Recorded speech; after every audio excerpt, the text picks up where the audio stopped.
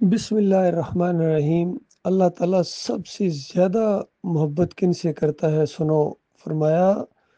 جو اللہ کی راہ میں لڑتے ہیں اس طرح صف بندی کر کے اور اس طرح مضبوط ہوتے ہیں جس طرح سیسا پلائی ہوئی دیوار۔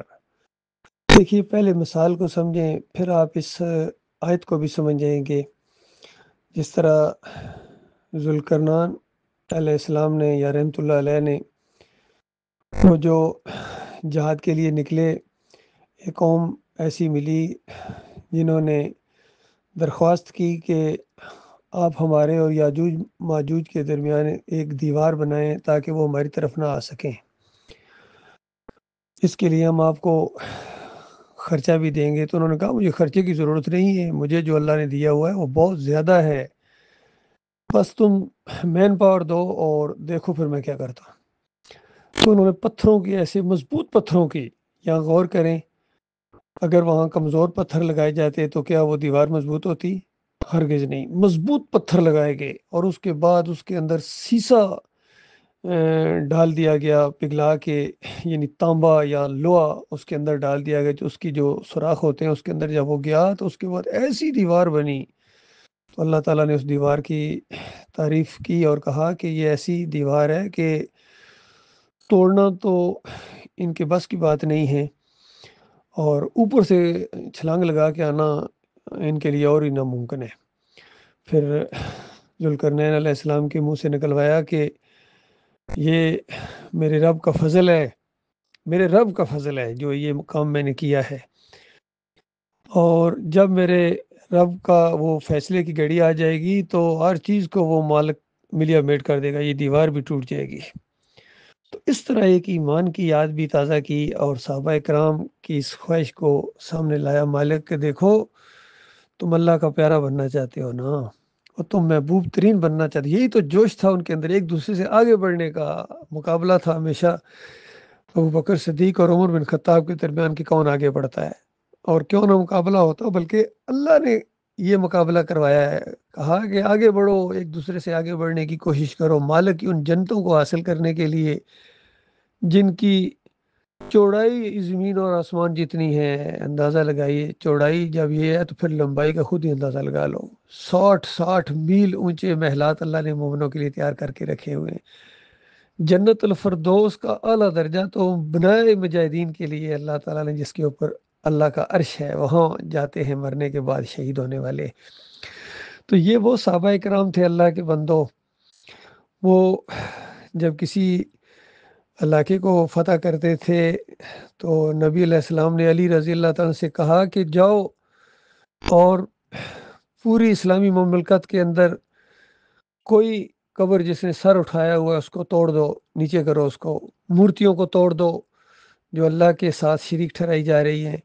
اور کوئی تصویر ایسی نہ ہو جو جس کی پوجا یعنی ہو رہی ہے اور وہ اس نے ایک خاص انداز اختیار کیا ہوا ہے، اس کو بھی پھاڑ دو، اس کو توڑ دو۔ تو یہ تھے مسلمان اللہ کے بندو، بت شکن تھے، وہ بت فروش نہیں تھے، ایمان کے ساتھ سودا کرنے والے نہیں تھے۔ نبی علیہ السلام کی زندگی کے جتنے بھی وہ ہوتے ہیں، معاہدے ہوئے ہیں یا کسی کے ساتھ وعدے ہوئے ہیں یا جو معاملہ بھی ہوا ہے، کہیں شرک کے اوپر کمپرومائز نہیں کیا گیا، سوال ہی پیدا نہیں ہوتا، بلکہ جب یہ دنیا کی دولت دینے کی کوشش کی گئی، بادشاہی دینے کی کوشش کی گئی، تو اس وقت کہا کہ ایک ہاتھ پر چاند رکھ دو اور ایک پر سورج رکھ دو، تو میرے سے یہ امید نہ رکھنا کہ میں اپنے موقف سے پیچھے ہٹوں گا، یا میری جان جائے گی یا یہ دعوت غلبہ پکڑے گی۔ تو یہ ہوتا ہے عزم، یہ ہوتا ہے ارادہ، یہ ہوتا ہے ایمان، ہم ان کے امتی ہیں اللہ کے بندوں۔ تو صحابہ کرام نے جب یہ انداز اختیار کیا، وہ سیسا پلائی دیوار بنے، ایسی آئینی دیوار جس کو توڑا نہیں جا سکتا، جو ہل نہیں سکتی ہے۔ تو اس کے بعد دنیا کا نقشہ بدلی ہوا تھا، رنگ جہاں بدلی ہوا تھا اللہ کے بندو۔ وہ مزاروں کے پجاری نہیں تھے، وہ قبروں کے پجاری نہیں تھے، وہ تعویذ گنڈا نہیں پہنتے تھے، اور وہ پیروں کے سامنے رکوع اور سجدے نہیں کرتے تھے، وہ جمہوریت کے رکھوالے نہیں تھے، جمہوریت کے بت کے پجاری نہیں تھے، اور وہ بریلوی نہیں تھے، نہ دیوبندی تھے، نہ اہل حدیث تھے، نہ شیعہ تھے، نہ رافضی، نہ اور جتنے یہ مسلک ہمارے اندر بن گئے ہیں۔ تو یہ مسئلہ ہے اصل میں اللہ کے بندو۔ میں ہمیشہ یہی بات کہتا ہوں اپنے بھائیوں کے سامنے کہ دیکھو، اگر تم دنیاوی لحاظ سے ایک قوم بن کر پوری دنیا کو بھی فتح کر لو اور پوری دنیا کو رفائی اور زبردست قسم کی ریاست بنا لو، لیکن ایمان عقیدے کی بات اگر نہیں چھیڑو گے، ان مزاروں کو، ان گنبدوں کو، ان مورتیوں کو، ان کفر شرک کے اڈوں کو جب تک تم مسمار نہیں کرو گے اور ایمان کی بات تمہیں اگر اچھی نہیں لگے گی، اس کی طرف تم دھیان نہیں دو گے، تو یاد رکھنا مرنا تو پھر بھی ہے،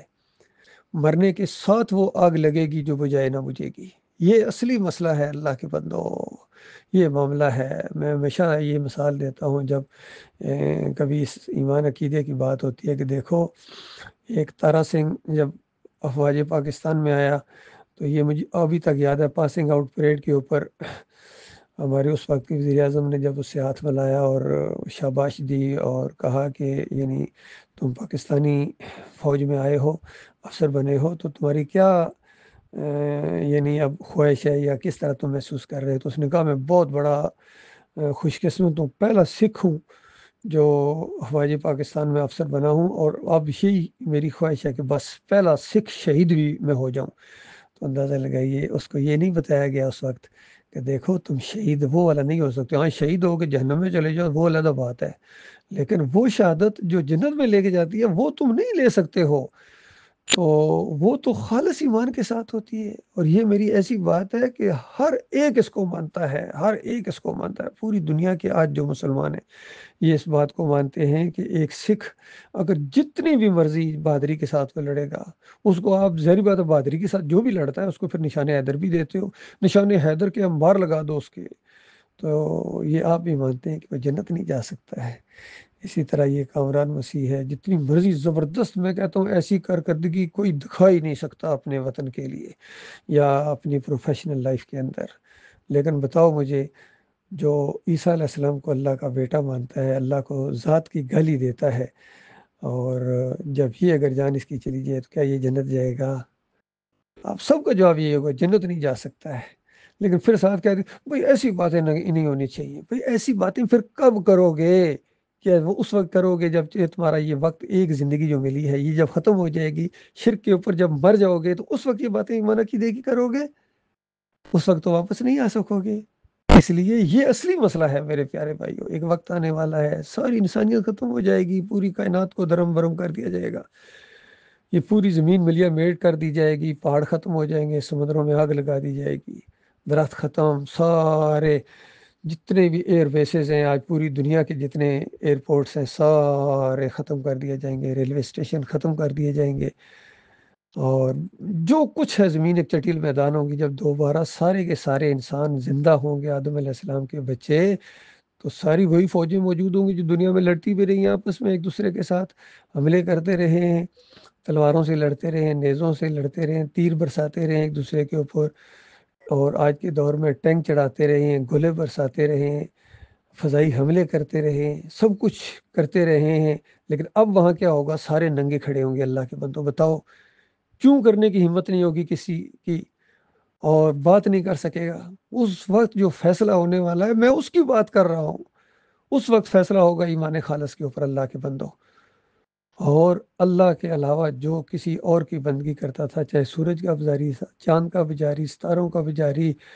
مورتیوں کا پجاری، ابراہیم علیہ السلام کا پجاری، عیسیٰ علیہ السلام کا پجاری، عزیر علیہ السلام کا پجاری، یا گنبد کا پجاری، نبی علیہ السلام کی پوجا کرنے والا، علی رضی اللہ عنہ کی عبادت کرنے والا، یا علی مدد کا نعرے لگانے والا، بجرنگ بلی کے نعرے لگانے والا،